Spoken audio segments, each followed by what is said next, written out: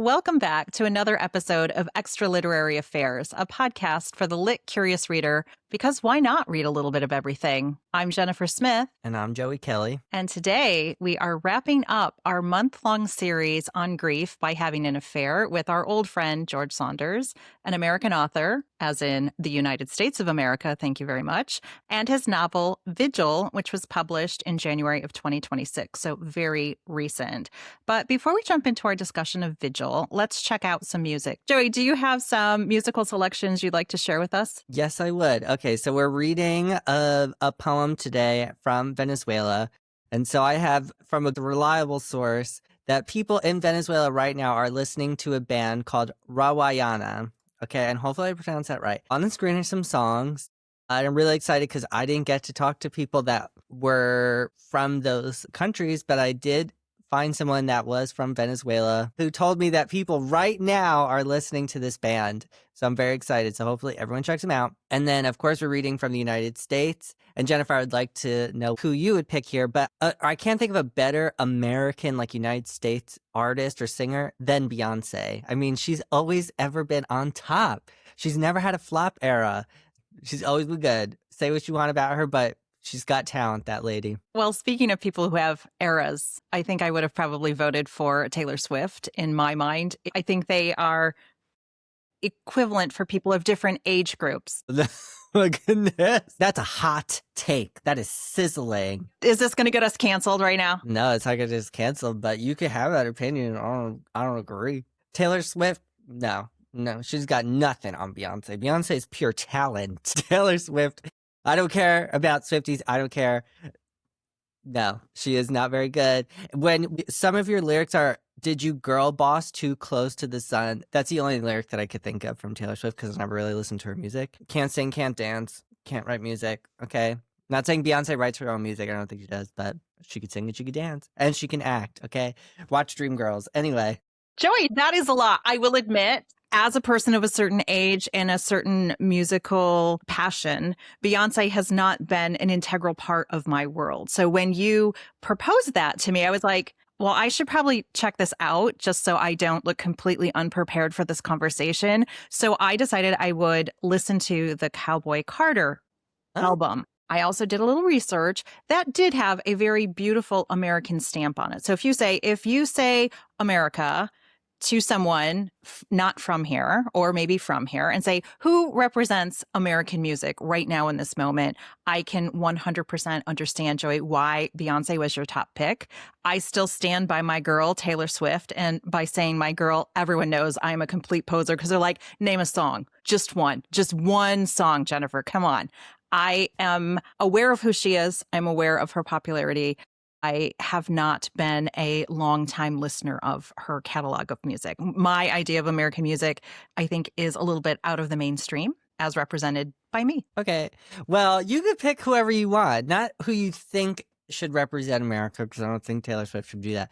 Who, if you were like, this is quintessential American music when you think of it. And it could be from any era. It does not have to be, Beyonce. Joey, so, okay, you're going to be like, really? Are you going this far back? And then you're going to be like, these aren't even American people. So I was like, thinking back to... If you say like the Beatles, it's not I wasn't going to say the Beatles. I'm like, who? My generation. And it was like, okay, strike one. My father is literally in this moment rolling over in his grave saying, my daughter, she really loves the music, but man, she cannot keep her facts straight. That's what my father was there for in my life. He always knew. But I would say Elvis Presley is a quintessential American artist for me. I think about people like CCR as being a 60s, 70s Fleetwood Mac. Like these are just groups for me that just, when I hear them, if I'm in an airport in Berlin and I hear that, I'm like, people are saying that's some American music right there. That's just my take on it from a generation that is removed from yours. Yeah, millennials. I mean, not all millennials would say Beyonce. Shame on them. But okay, fair enough. Okay. Joey, can I just tell you how much fun I've had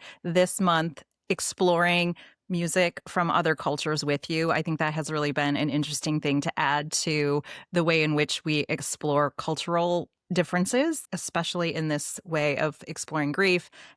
It has been a really fun way to explore these other cultures and definitely expose me and probably a lot of our listeners to music that may not have ever come across their radar prior to this. Yeah, that's what we're here to do, is to expose ourselves, to expose people to lots of things and learn something. Maybe learn something in the mix. We won't make it too painful. We promise it will be fun. So, Joey, we are taking a little bit of a different tact with our Venezuelan poet because you gave us a musical selection, which is of the moment. And this poet was writing most of her works in the 1930s. So we are doing a bit of a flashback. And her name is Enriqueta Arvelo La Riva, and she is often compared with Emily Dickinson. The critics have described her as a hermit in the country, so she was very reclusive, who lived her entire life in her native city in Venezuela. And like Emily Dickinson, her poetry is considered highly personal. It's conceptual and resonant, despite her not being a part of any formal literary group. I did read, Joey, that she is a bit of a self-taught poet, which I really do love, people who just let their natural essence come through. Her poetry blends nature with political commentary, so not surprising that's something that we were drawn to. Her work can be read on multiple levels, describing the regional landscape and the seasonal fires, while also serving as a metaphor for political exile and renewal during the dictatorship of Juan Vicente Gomez. And finally, Joey, I really liked this fun fact about Enriqueta, that she came from a family of poets. Her brother, Alfredo Arvelo La Riva, was a noted poet who was jailed and died in exile. Her younger cousin, Alberto Alvaro, and his mother were also poets, placing her within a significant Venezuelan literary family. So I thought that was also very interesting, keeping it in the family. She died in 1962 at the age of 76, and she wrote this poem in the 1930s when she was in her mid-40s. So just giving you a little bit of place and time. And so now on to the poem. The poem is called Ballad of What I Heard. I don't know who told me, the ascent, divine. I didn't know who told me. I didn't run after the details when I heard the infinite. I didn't know who told me. I heard it. Blessed is my ear. At that moment, the harmonious thing became in me. What I heard goes eternal and clean. And how tremendous the grace of not knowing who told me. Joey, I am just so grateful that you picked that poem for us, because so many of those concepts and those beautiful images in her poem, to me, are reflected in George Saunders' Vigil. Oh, killed it. Once again, my selection's right on the money. Yeah, despite me picking that poem before I had read the novel, so that's good for me. Divine intervention, perhaps. Yeah, I just knew it was going to happen. I prophesized it like last week's story. So today, as you said, we're reading George Saunders and his newest novel, Vigil. And I don't think we really need to give too much of an introduction to George Saunders. He's pretty well known in the literary world. He's pretty influential, and he has inspired lots of writers. And he is mentoring some other authors like Nana Kwame Adeji-Brenya, who wrote Chain Gang All-Stars, and we read from his collection Friday Black. That's where you will know him. I'll read the summary from the back of the book, because apparently that should be enough information. So, not for the first time, Jill Dahl Blaine finds herself hurtling towards Earth, reconstituting as she falls, right down to her favorite black pumps. She plummets towards her newest charge, yet another soul she must usher into the afterlife, and lands headfirst in the circular drive of his ornate mansion. She has performed this sacred duty 343 times since her own death. Her charges, as a rule, have been greatly comforted in their final moments. But this charge, she soon discovers, isn't like the others. The powerful K.J. Boone will not be consoled because he has nothing to regret. He lived a big, bold, epic life, and the world is better for it. Isn't it? Vigil transports us careening through the wild final evening of a complicated man. Visitors begin to arrive, worldly and otherworldly, alive and dead, clamoring for a reckoning. Birds swarm the dying man's room. A black calf grazes on the love seat. A man from a distant, drought-ravaged village materializes. Two oil business cronies from decades past show up with chilling plans for Boone's post-death future. With the wisdom, playfulness, and explosive imagination we've come to expect, George Saunders takes on the gravest issues of our time, the menace of corporate greed. the toll of capitalism, the environmental perils of progress, and in the process spins a tale that encompasses life and death, good and evil, and the thorny question of absolution. Joey, I love that that was directly from the book blurb, because thinking about the story, if somebody said, what is this a story about? It is so complex. And there are so many things that I thought the story was about that didn't make it to the back of the blurb that I'm really excited to explore that with you. But before we go any further, can you share with me your initial impression upon reading and or both listening to Vigil? I did both. So I hated this book. That's my first impression, is I hated it. So sorry to George Saunders, but I'm pretty sure I'm not going to read any more of his long fiction anymore, because Lincoln in the Bardo was not for me. It was a swing and a miss. Again, so sorry, George, but I can't forgive you for that. And my feelings are pretty similar to Lincoln in the Bardo. I think he was really ambitious with this one, but I felt like there was just too many ideas for a single story. And this is more of a novella than Lincoln in the Bardo. I felt like the ghosts were too distracting in this one, like all the extra ghosts. Let me shut my mouth. I would have liked it more, I guess, if it was just KJ Boone and Jill and their interaction with each other. And I was actually really shocked that there was almost no nuance to me in this story about his topic of climate change and capitalism and corporate greed and all that. It was so on the nose that I was like, this cannot be George Saunders. This cannot be the author of the Semplica Girl Diaries and all the other ones that we've read. Because like usually it's not that he's like super subtle, because you're like, all right, I know what you're talking about. But he just like says it flat out in this. And there's no like beating around the bush or letting the reader come to that conclusion. He's just like, this is what is the problem. There you go. And you're like, okay, but I think I'm smart enough to figure out what you were going to get at, George Saunders. So maybe you should have given me some time so that I could do that. That would have been great. One part that I did really like, and I'll end here for my initial impressions, is that I really liked Jill's story. And I loved how she was like looking at this wedding that was taking place next door, and how this was bringing up all these other things for her, and she was sort of rebuilding her lived memories. And so I wish the book had been about that. She was so much more interesting than this piece of shit KJ Boone, who was not nuanced. He was like a mustache twirling villain, and I was just like, this cannot be real life. George Saunders, like, is this supposed to be satirical? Like, you're like, this is what you wouldn't expect me to write, and that's why I'm going to write it. And that's my take. Oh, Joey, we could not be, I think, further away in our interpretation and our enjoyment of this particular novel.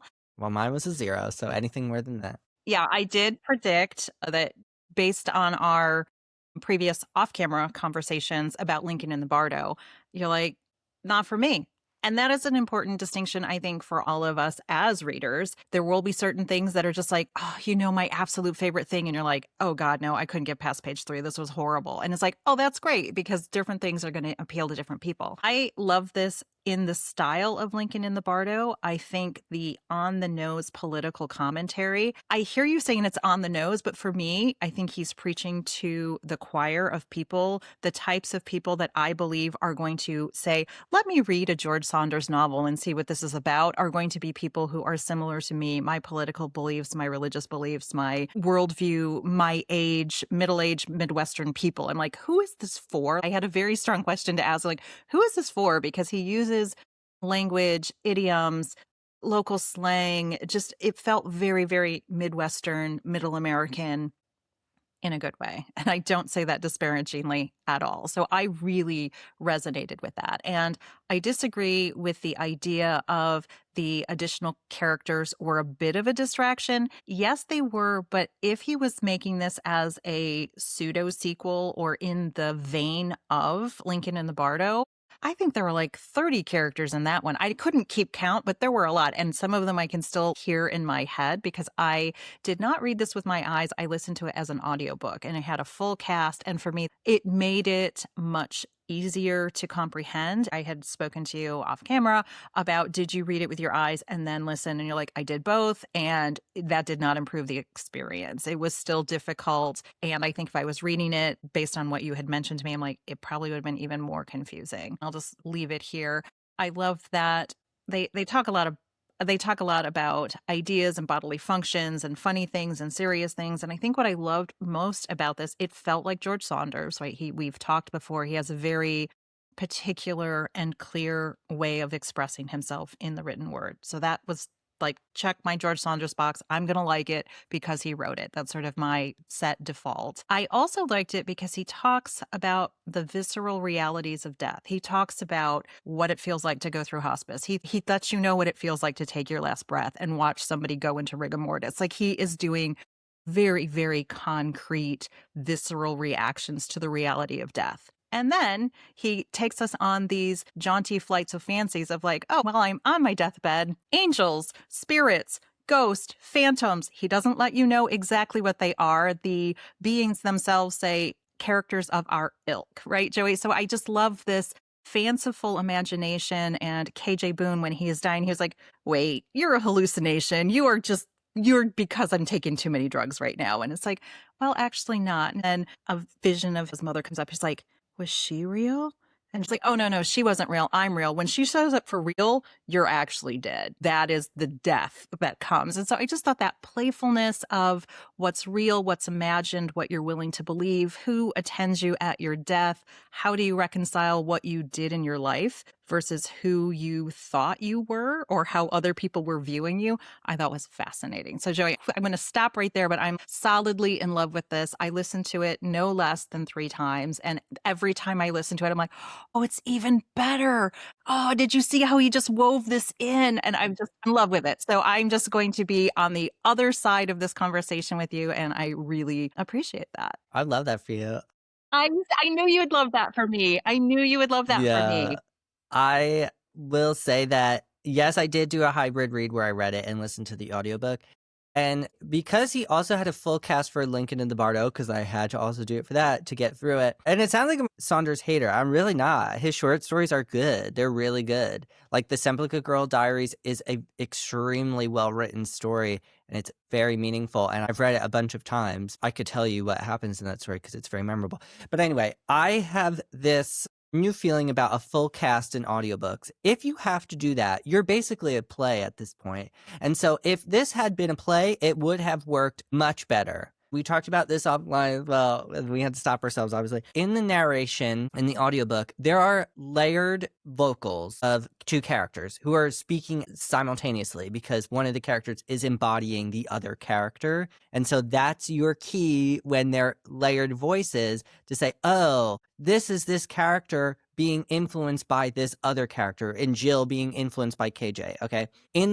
On text, on paper, that nuance does not come through. And that is one of my gripes because, with many of my gripes, because I just was like, how was I supposed to know that was happening? Why not have, say, them at the same time? Like, KJ said, and then Jill said, or something like that. Like, I don't know, George Saunders, okay, you do it. You're the one who gets paid for this, not me. So why not do it that way? If this was a play, I think I would have liked it. I think all of the sort of silly characters and all of that stuff, like, if this would have just happened, like, in a bedroom, and all the characters were just, like, coming in and out or whatever, and, like, we hear maybe the wedding going on. Okay, if you want to write a play of this, George Saunders, please let me know because I apparently have a good idea already. So thank you so much. Hit me up. But that to me, I just don't get that, like, it shouldn't be a different experience when you're listening to it than when you're reading it. I should be able to get this same idea. What was the intention behind writing it then? Was it to be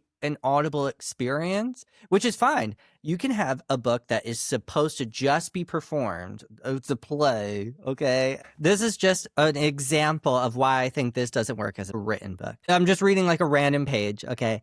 So, it happens, said G. Happens even to us, said R. I sometimes recall my childhood bike, said G. I sometimes recall my childhood bike, said R. Which one are you now, dear girl, said G. Jill or not Jill, said R. Trending toward Jill, I think, said G. Merely Jill, said R. Poor dead, said G. Plain old, said R. Oh, shut it, I said. Like, it's just like all these dialogue tags, and you're like, George, no, I'm tired of that. That's a gimmick that I don't give a shit about. That is exhausting to read that. And then to listen to that, I don't know how you didn't get annoyed, but I sure was like, why are we doing that? That's a specific decision by George Saunders, because normally in a book, if you have, there's 3 characters who are speaking in this time. So like, I understand if you have a third person, you have to identify them. But normally, if you have 2 people speaking, you don't have to add all those dialogue tags because you understand the order of the conversation as it's set in the beginning. So like, said R, said G, and then you know they're going to alternate, and you should know the characters by then. So I did not understand, why are you doing that other than to show that these characters are annoying, which they were. They were annoying. RNG are both annoying as shit, okay? But can't we have another way to be annoyed other than with your stupid dialogue tags? Legit, Joey. And I will say, I was listening this aloud, and my partner also heard that section that you just referenced with, and he's like, really? RG, RG? And I was like, yeah, you're on Team Joey. I get that you find that annoying. I believe I understand, or I could resonate. He makes a joke, George Saunders, in presenting Mel R and Mel G. He was like, yeah, we worked for the same guy, but at different times, and we never met each other. But in my mind, they were part of the evil industrial complex that allowed these crimes against the environment to be perpetrated. And they're like, yeah, no, we are the guys who did this, but we didn't know each other, but we're virtually interchangeable. So when you had said who was R and who was G and which one was the good one and which one was the bad one, like they were all, Both they bad. were equally despicable people who doubled down on their despicableness. They were like, yeah, we did that. It's not a crime to like massage data to get the answer we wanted. Like, is that lying? No, that's good PR. And they just kind of did all of the things that certain ones of us would question the integrity of messaging and who's funding research. And George Saunder, as you said, he laid it all out. Like, there is no subtlety of like, oh, I wonder where George Saunders thinks about this. So the fact that Mel R and Mel G are speaking to Jill at the same time, and you're like, well, in a normal conversation, you say something, I say something, you say something. You don't have to say Joey said, and then Jennifer said, and then Joey said, because we just go back and forth. The fact that the 2 Mels were virtually indistinguishable in their characteristics, it was sort of like he was doing that. They were all speaking at the same time. So I just thought that was very interesting. You said earlier the word embody. One of the things that I loved about this particular novel is that George Saunders shows us that people bop them on the head and they can kind of do these mind melds, like these spirits are bumping into each other and physically inhabiting the same physical space. And once you are inside the body of another person, you experience their death, you experience their guilt, you experience their joy, their pleasure. She is at a wedding, and there's a lot of hot and heavy sexual stuff going on in both authorized and unauthorized unions at this wedding. And it was just very funny because I think George Saunders is helping us gain empathy at the end, because KJ Boone, out of his own mouth, we are shown this character who reminds me of a certain presidential figure or people of that ilk. It was just very clear to me that there were some characteristics that may be shared in that way. He said, nobody knows what it feels like to be me. You don't know who I am. You don't know why I did what I did. And I think for every person who's ever met a person who they either greatly admired or just didn't understand and thought was not a great person, I don't think we can really understand what their perspective is until we're inside of it. So George Saunders, like a writer, he takes us into people's minds. But in the story, he was like, no, really, Joey, I'm putting the soul of Joey into Jennifer for 10 minutes. And you're going to be like, holy cow, so many things make sense that I could never figure out until I was her. And then thank God I got out of there and I'm back to myself. And so there was a lot of that going on in this particular novel that I found super useful and also really just compelling. Yeah, when you're talking about messaging, I do think that George Saunders is not letting the reader come to their own conclusion. We talk about this a lot with certain authors who I think do a really good job at that, where you can tell they don't judge their characters and they are very neutral. They're just like, hey, these are the people that are involved in the story. What you think about them, their actions, their motivations, their internal thoughts, that is not my business as the author. That is your business as the reader to determine how you feel about them and if you align with them. And I don't think George Saunders does that, but I think there's some mixed messaging in here that I'm not really too sure. Maybe there's more clarity with you. Okay. I definitely went into this thinking, I'm gonna fucking hate this.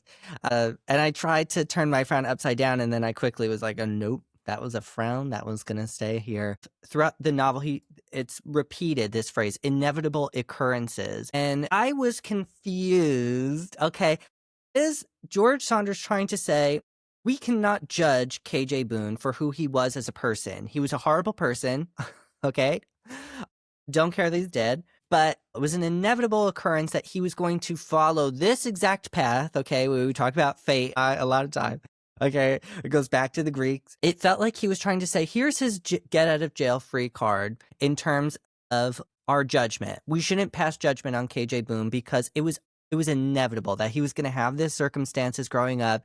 He was a short king and he had a Napoleonic complex. And snore, okay, snore, George Saunders. That's not interesting to me. That's why I'm just confused. Clearly, we can tell by other George Saunders works that he is very much anti-capitalist. He has to engage with capitalism, okay, sure. But I think his messaging in other stories, especially like the Simplica Girl Diaries, which is a story I'll refer to because a lot of people have read that one.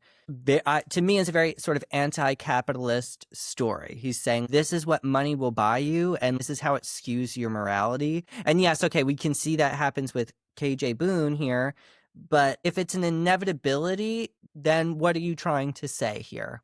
You know what I mean? I know what you mean, Joey, and I have so many things to respond to in that section that you just talked about. So for me, I have been thinking a lot about personality, fate, inevitable outcomes. And the Frenchman, which we haven't spoken about, who created the combustion engine, was like, oh my God, what did I do? I am so sorry. I did not know. I was so excited about my creation. I did not know what was going to happen. Hundreds of years ago. That's another thing in the story. We have things that happened yesterday. We have things that happened 1,000 years ago. They reference a lot of things that are going on in this story. So you're popping in and out of time.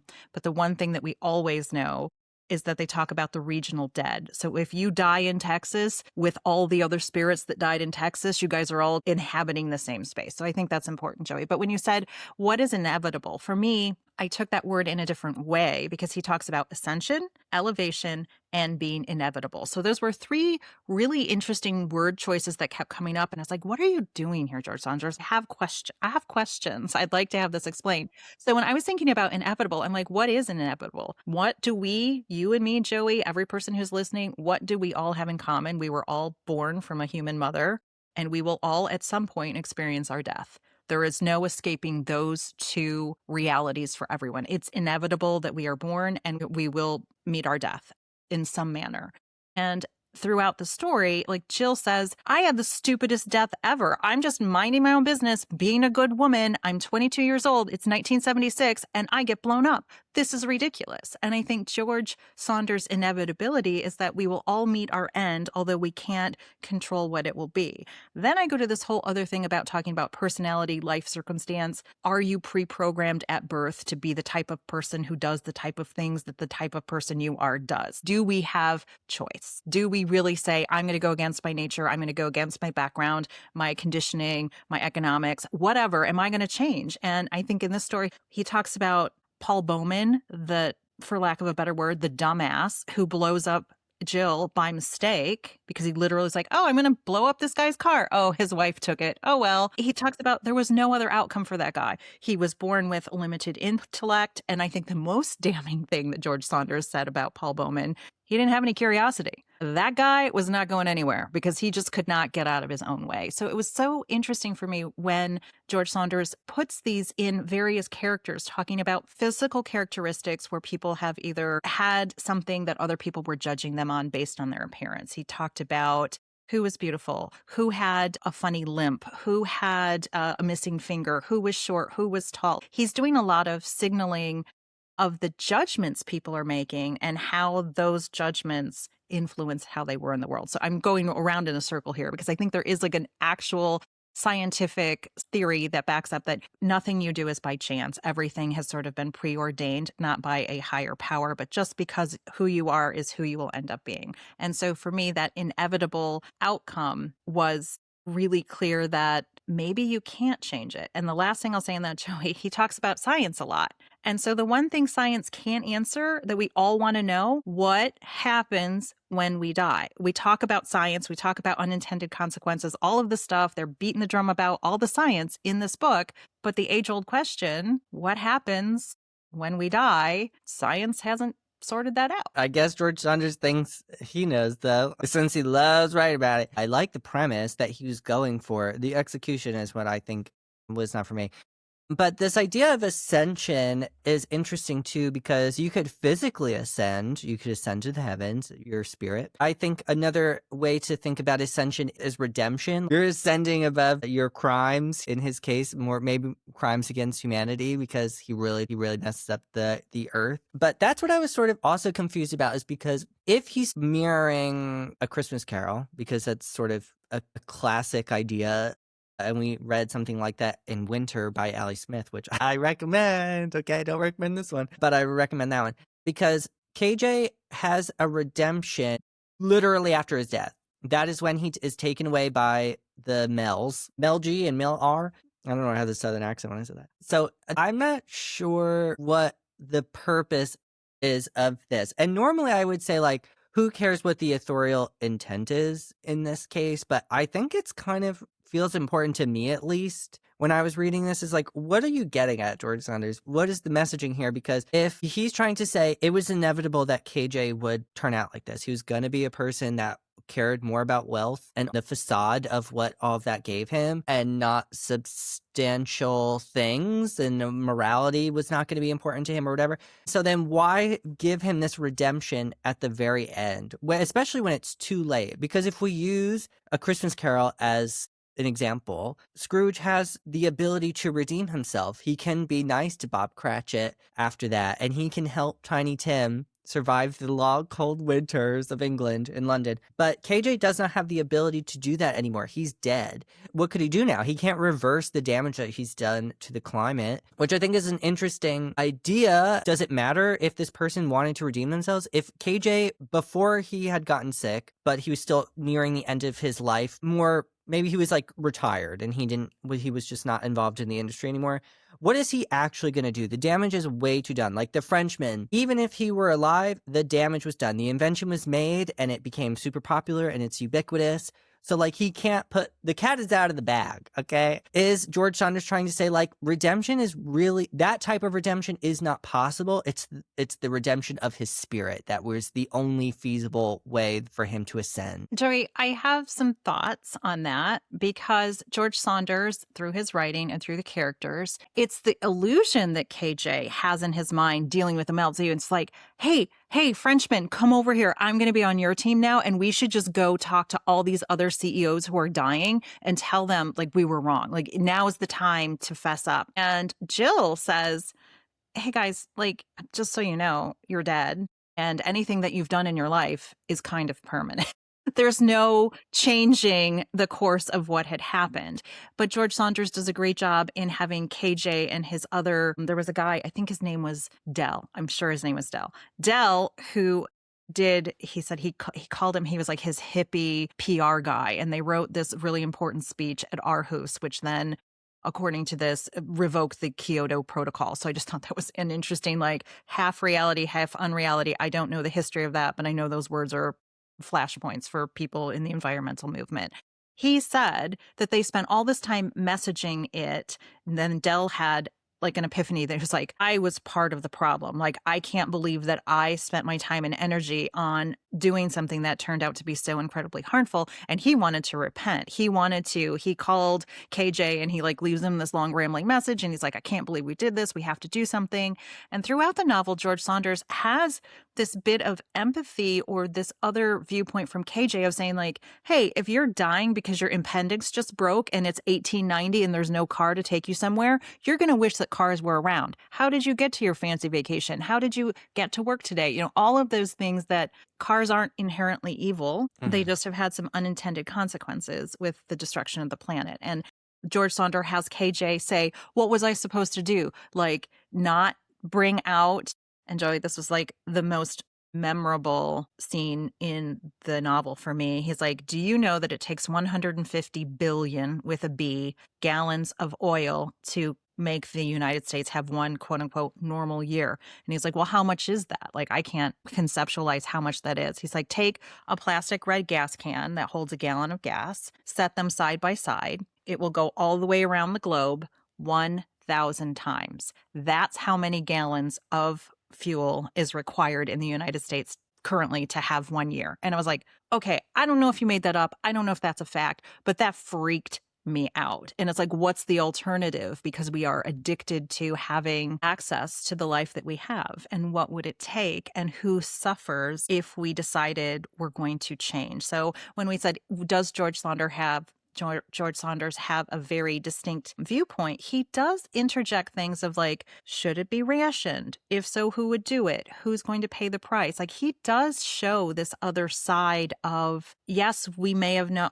For me, it's like smoking in the 50s. They're like, we knew it was wrong, but we wanted people to have choice, and we were making a lot of money on cigarettes. So we're just going to kind of like slow play it and let people figure out in 20 years in the 70s when everybody's dying of lung cancer that like, yeah, maybe we need to make a different choice. Like, we've run that as far as it can go. And they specifically mentioned what would happen in 20 years when they were writing that story in that speech in Aarhus. They're like, at 20 years, it's no big deal. Jill Blaine dies in 1976, which was 50 years ago, the year of the bicentennial. We are now in our 250th year of the United States. So George Saunders is through the eyes of Jill say, this is what the world looked like when I died at 22 in 1976. Now she's floating around seeing the McMansions, the huge gas stations, all of this greed, all of the, the Hummers driving down the street. She was like, what in the actual hell has happened here? The world that I knew 50 years ago is done. It's unrecognizable. I don't know what to do. And I just thought that was also a very intentional timestamp for George Saunders to take us to. So, Joey, I'll just get off of that because there's so much in this novel, and I am sad, but not surprised that this did not resonate with you. But all of the homey, down home Jennifer stuff from my childhood just came pouring out of Jill Blaine. Well, that's good. But I think I stand by that. I think if this were a play, I would have really liked it. I don't think I would have gotten annoyed with the dialogue that I read from because I think it would have made sense and it would have been funny. I mean, even listening to the audiobook, I was like, this could be comical if I wasn't so bothered by the dialogue tag there. Just erase it, George Saunders. My goodness. Okay. I'm still stuck on that. But yeah, I'm not surprised that I didn't really like it, but I'm not sure. I feel like if this had been the first thing that I had read by George Saunders, I might not be as clear on what his position was, even though, I mean, there are not subtle hints. I think in the ending and what I have seen from reviews on Storygraph, that people are like, where are you at? Where did you land? Because it feels sort of a little strange. Why did we feel like that person should just be given okay, well, it's not your fault. This is fate. You were fated to turn out this way. I was reading some articles from the New York Times and some other publications about the reaction to his George Saunders' latest work in here, Vigil. And doesn't feel great. Doesn't feel like it's not feeling like a lot of people are digging this. I think some people felt like, well, okay, you already did it, George Saunders. Like, you did Lincoln in the Bardo. That was a great success. He won the Booker for that, I think. He did, I believe. Oh, great for him. I love that for him. He is a talented writer, so I don't doubt his skill. But people kind of were like, I'm done. It felt like this was not necessary. But if you really enjoyed Lincoln in the Bardo, then if you really were like, I love this, I want more of it, then read Vigil, because then you'll love it. But it seemed like some people, especially at the New York Times, think that sort of maybe George Saunders is getting a little too virtue signaling here, and that as he's grown with his success over his career, that he's sort of getting a little too preachy. And I feel like that comes through here where, again, I'll compare it to the Simplica Girl Diaries, where it's so, like, you get where he's coming from and you get his messaging, but it's such a beautiful way that he's explaining that to us, and it's not hitting us over the head with a message like, bad, capitalism is bad, and climate change is bad. It's like, yes, George, we forgot it. Like, that's why we're reading your book, because we know you're going to talk about these things. So that's why I was really disappointed. The thing that I was disappointed the most was that it was so, like, just hitting me over the head with it. I was like, no, excuse me, I'm smarter than this. All of your readers are smarter than this. I want to come to that conclusion. And I love books about the impacts of climate change. Like I just read Wild Dark Shore, which is up for the Women's Prize this year. And it was great. And it was about climate change. It was a bit of a thriller, which that's a hard sell for me sometimes, but it was still a great read. And I loved all of the climate change conversation there and the impact that was happening from that, or the fallout. But yeah, for me, I was just like, no, I can read between the lines, George, and this is not it. Joey, I, as always, will not invalidate your experience. That is true You to can't. you 100%, right? It's like, I hear that.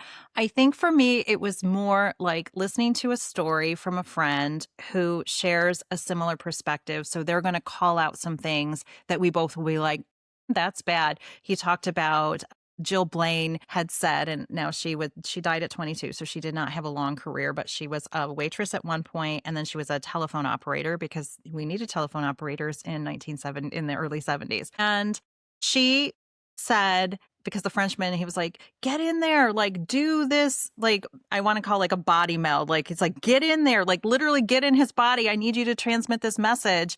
And she was like, I'm sorry, I am a new version of myself. And when I was 22, a lot of men angrily told me exactly how I was supposed to be doing my things.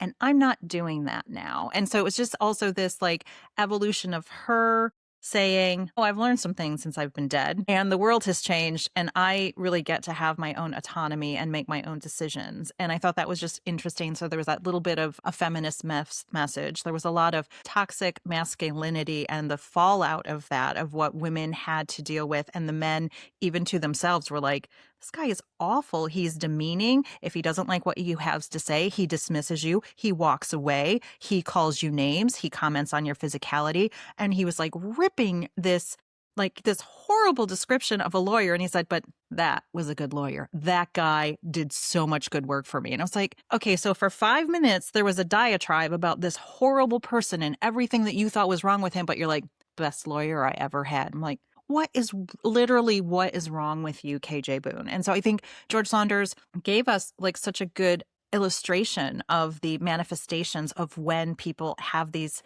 bad behaviors, how that affects those around them. But KJ goes back to his childhood. He looks at his mom. He's talking to his teacher. He sees his childhood home. He like has these aspirations that he wants to be somebody and he wants to make money. And like, I had a lot of empathy for him that like he started out like wanting to change the world and he didn't realize like he was going to ruin it. And then he was like, Yeah, I'm not the that's true. ruiner. I didn't ruin it. And he was like, what am I supposed to do? At the last minute when I have this epiphany that in his eyes, literally like the scales fall from his eyes, is like all those dead birds, all of this, then maybe the world never gets put back to what it was in the past. Like, oh yeah, I definitely played a part. He's like, it wasn't all me. Granted, it was not all KJ. He's like, it wasn't all me, but I had an oversized responsibility and misused that opportunity to kind of give my own self the benefit and not the world. So I had empathy for that. But George Saunders also then tells us who is to judge. We are not here to judge. It's not for us either way. And there's a lot that Jill, she's helping people ascend. She's like, my highest and best use in my whole world. I am here to comfort. That is my job. I am here to comfort the dying. And she meets KJ Boone and she's like, this guy is an asshole. I hate him. Yeah. And then she was like, wait. This one. My angelic nature, I'm supposed to like find the good. So let me try to find the good. And she's like, this guy is like, there's no redeeming. And she's like, but who am I to judge? So I think one of the things we didn't mention that I've read, and I do not know if this is true because George Saunders and I do not have a personal relationship, that I believe that his religious philosophy, I believe that he is a practicing Buddhist. So I think he has some ideas about like maybe there are second chances, maybe there are other things. But we talk about in this particular novel, they say, you know, the great God in heaven gave me this, about repentance, about forgiveness, about judgment. Like there are a lot of religious, and I won't say of which religion, but religious concepts are sprinkled throughout this entire novel. And so I thought that was also very interesting because it was not making us decide what is the correct religion.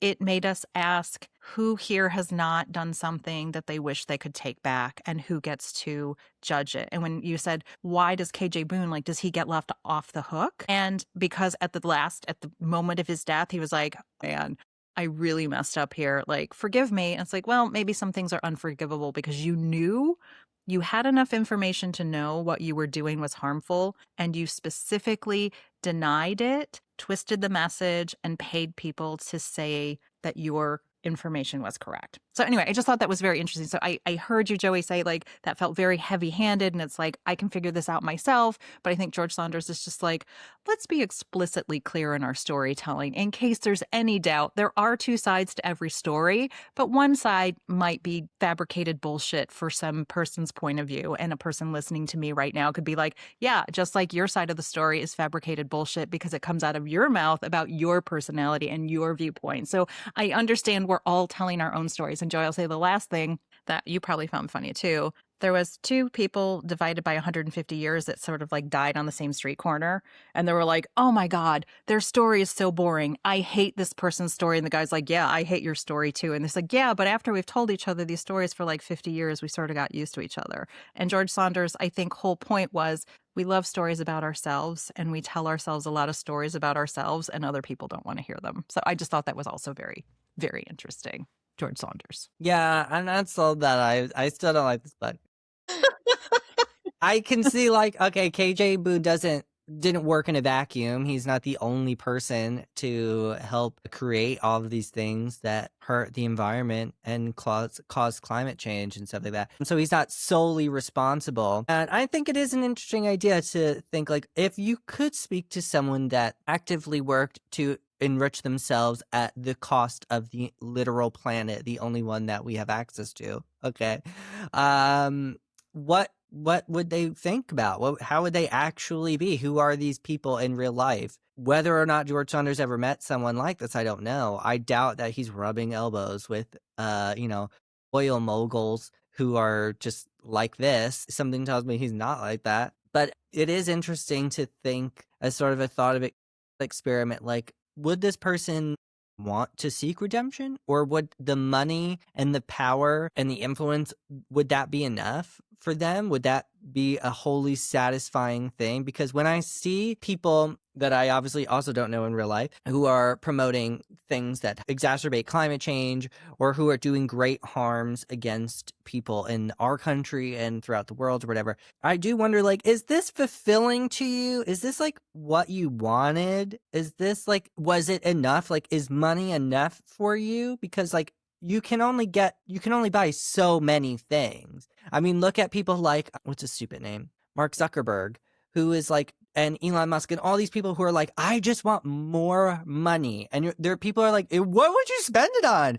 You could have generations who spend so frivolously and buy literally anything that you could imagine. You have more money than literal countries in the world. What are you going to do with more of that wealth? Because like, eventually, like, what are you going to do? And the same thing with KJ in the story, like, that's an interesting idea. We can't know these people. I would not want to know those type of people, but do they want redemption? And I think the answer is that in this case is no, except for when it's way too late. And I bet that's true of these type of people too. I would not be surprised, Joey. George Saunders does take us that KJ wants love. He has a wife. He has a daughter. He wants to be feared by the people he works with. He wants to be respected. He wants to walk into a room and have people say, that's KJ Boone. Like, they literally say that in the novel. He's like, when I walk into a place, people know who I am. And I think that's just such an interesting concept of what are we here for? What do we want? How can we achieve the things that we want? Do we want to be loved? Do we want to be feared? Do we want to be of service? Do we want to be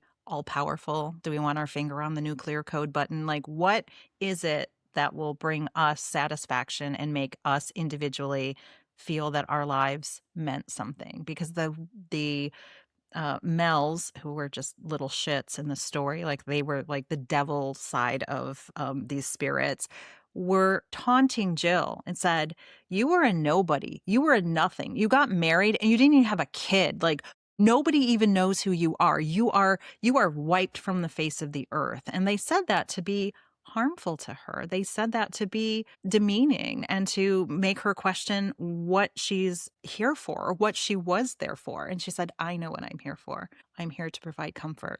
And I'll leave it at this, Joey. I feel that George Saunders is here to be an author, to make us think about things. And I think this novel for me was a comfort because it so clearly articulated the experience I had with my own father passing and the thoughts of who would you want at your bedside when you take your final moments? What are you thinking about? How are you judging yourself and your actions at the moment it's too late? Might help people think about what decisions am I making now that 5 minutes from now, 10 years from now, 50 years from now, I'm going to go like, if I could take that back, I definitely would. I think this is just a moment for George Saunders to say, please pause and consider the impact of your actions and if you would still want to be known by that in the future. That's it, Joey. I can get down with that message. Just make it a play and then I'll watch it, George Saunders, okay? I will go to that play with you, Joey. I would love to see that. I think it totally works. it'd be It's a fun. one-room play. All the actors just like float in and out. It would be amazing. Yeah. I gave him so much information already. So like, give me some time, give me some of that money, okay? And there you go. Okay, well, I'm still not sold. I'm sorry, George Saunders. I'll still read your short fiction. Well, now we have officially wrapped up our month of grief through the Americas. So goodbye, grief, because next month is all about the chuckles. It's all about humor. Hopefully, we're gonna laugh. So next month, or in April, we're going to be starting our month of giggles. I'm not calling it that. We're exploring humor, just in general, not in specific regions of the world. But we're gonna start by reading a story called Yeti Lovemaking by Ling Ma from her 2022 collection Bliss Montage, which we have read from, of course. We read Los Angeles. We both love that story. I love An this old whole favorite. collection. An old favorite. Matt, as you could tell, this is going to be a very whimsical story. Yes. I'm very much looking forward to turning the corner on grief and launching into some fun, lighthearted, hopefully, maybe even some sharp humor in the month of April. So, Joey, I look forward to seeing you next week to talk about Yeti lovemaking. So thanks for listening or watching. If you enjoyed today's episode, please like, comment, and subscribe, and follow us on TikTok. Bye. Bye.